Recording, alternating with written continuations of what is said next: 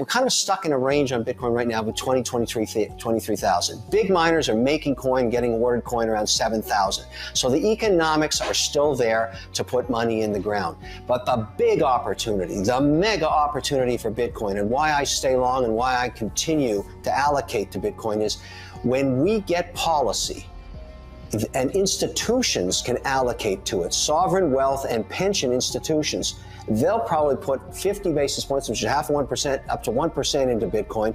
And that's where you're going to break out of this range. How high? Nobody knows, because the demand is almost insatiable. Most large institutions want a position in crypto, and they want the granddaddy crypto. They want Bitcoin.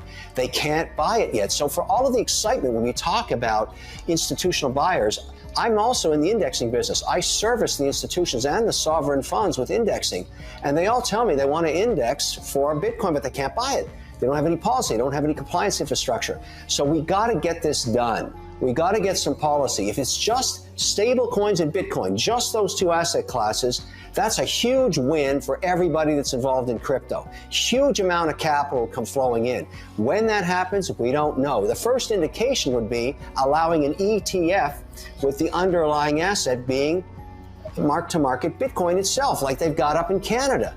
That thing had billions in it as soon as it got announced. We don't have that yet. It just got turned down again. And that's why there's a war going on between the SEC and other regulators, a turf war as it might be, on who's going to regulate Bitcoin. We don't have to go crazy. We don't have to get 100 or 10,000 coins.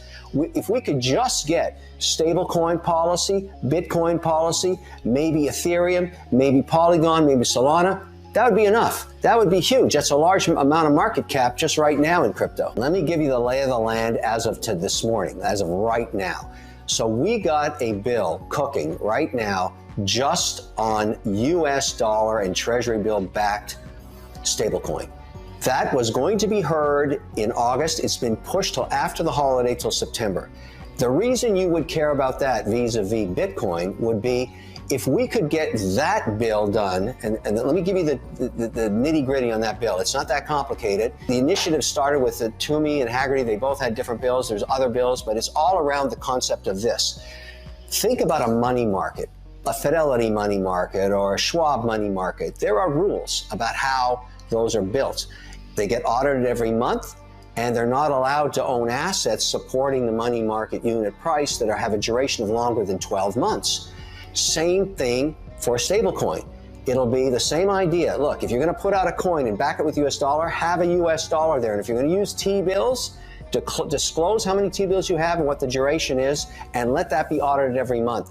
Then we'd approve that. And they're going to treat it, the way they're going to try and get around the whole issue is, USDC or Ether or Tether or any of these things. They're going to look at it and say, we don't care. Let's call it a payment system, no different than when you're transferring capital. It's going to be the same rules that we dictated in a money market fund, and then let the market compete.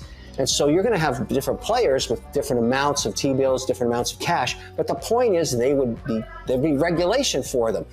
And the use of those as payment systems would become global, and it would be backed by the US dollar. That supports the US dollar as the default currency of the earth. What politician, regardless of what side of the aisle, doesn't like that? And so that's the likely first step. When institutions see that happen, let's say we get lucky and it happens in September, that's when the focus goes to Bitcoin.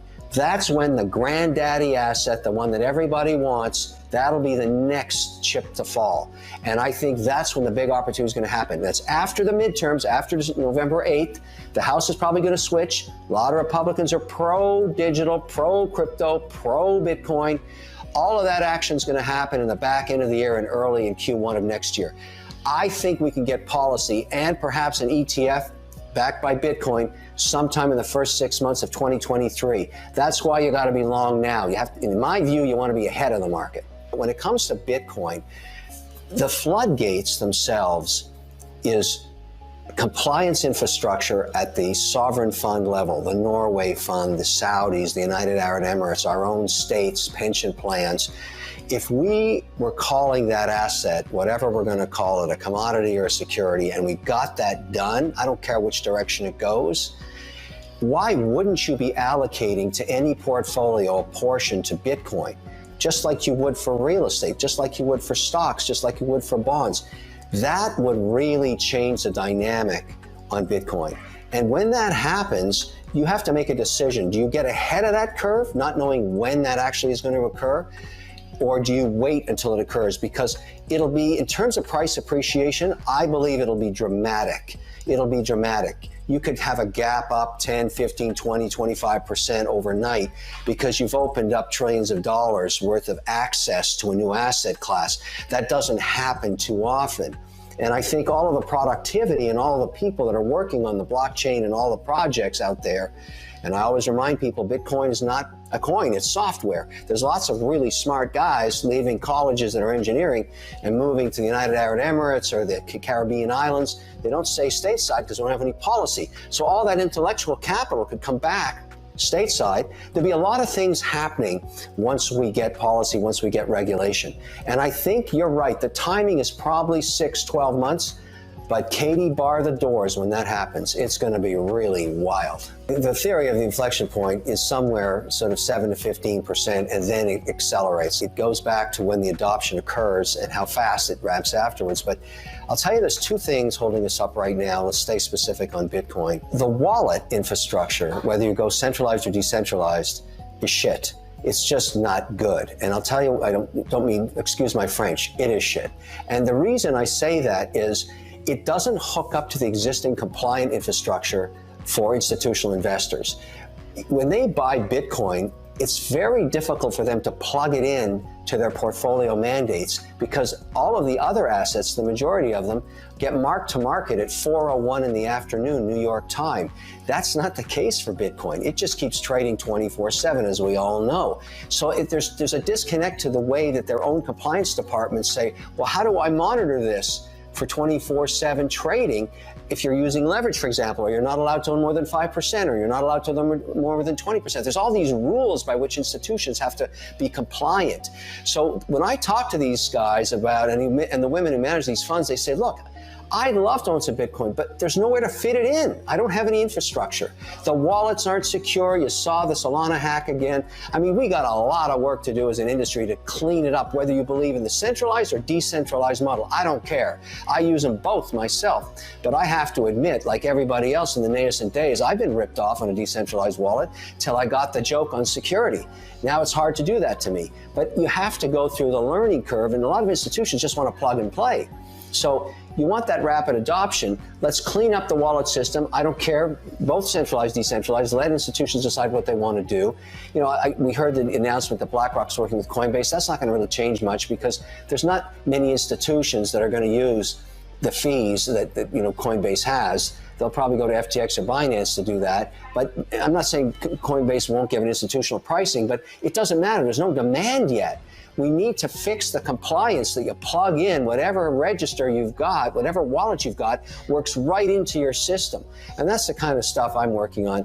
I mean, I talk to so many banks, so many institutions. It's always the same story.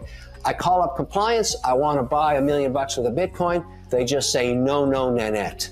My point is, when the market changes, I change. When there's I'm not stubborn. I have to be realistic about what works and what doesn't. I truly believe, 100%, I tell regulators this too, within a decade, crypto will be the 12th sector of the S&P 500.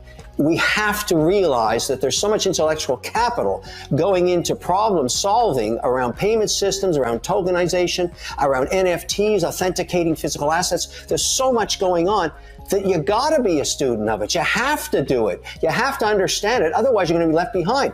Now, if you're not willing to take the time to educate yourself and build a team around you that can do the analysis, well, I think you'll be a loser. I think you'll underperform the overall market. I think you'll miss out on this new nascent sector that's coming into the market. You've got to embrace it. You've got to understand it. You've got to learn by buying it, managing it, understanding the volatility, and watching it. That's how it works. My point is, until we have institutional support, if I'm a sovereign fund and I'm being indexed by a company like mine, and they tell me they want to keep a 5% weighting in Bitcoin, every time that position drops below 5%, I'm a buyer, I'm the bidder, I'm the market. And so you have this underlying support and perpetuity that gives stability to the asset. It finds its price range, and then there's always underlying bid of where 75% of the wealth of the world is in sovereign and pension.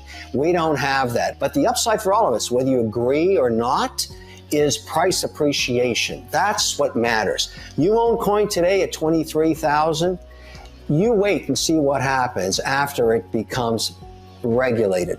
You'll own coin at 100 and above thousand because the rest of the market can participate. And I think that's the most important message everybody can get their head around when they engage in Bitcoin.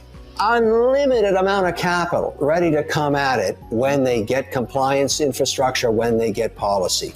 We got to get there. I mean, it's time to get there now. It really is. Let's get there. And then everybody, if you want to own all your assets in Bitcoin, that's cool. At least you've got policy around it. Let the market be broad for everybody. My point is, rarely can you have stability when all your assets are in one asset class. You get a lot of vol there.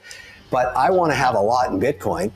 When I say 20% in what I've got across crypto positions, I got 32 positions. The largest right now is Bitcoin and Ethereum. I urge everybody that's going to get involved in crypto, including my own kids and my extended family and all the people that call me. And, I've got millions of social media followers always asking me questions about this. I say start small. Take $1,000. Open up a decentralized wallet, maybe your MetaMask, open up an account somewhere on a centralized wallet, buy a little Bitcoin. Understand how it works. You don't have to break the bank. Do $100, whatever it is. Just start to engage in the platforms so you understand the strengths of centralized, the weaknesses of decentralized, and vice versa. Just get into it and start to learn. You don't have to go nuts, but what you learn in that process, just watching your phone, watching the pricing, understanding how you can take, fiat currency and transmit it into your account and then convert it to Bitcoin or go through stablecoin, whatever you want, and understand what gas fees are and all this stuff, because you're learning about the 12th sector of the S&P. I tell people, don't just read about it or watch YouTube videos, do it yourself. Actually, take some dough, put it into a centralized, decentralized, and do it yourself. Nothing is better than that.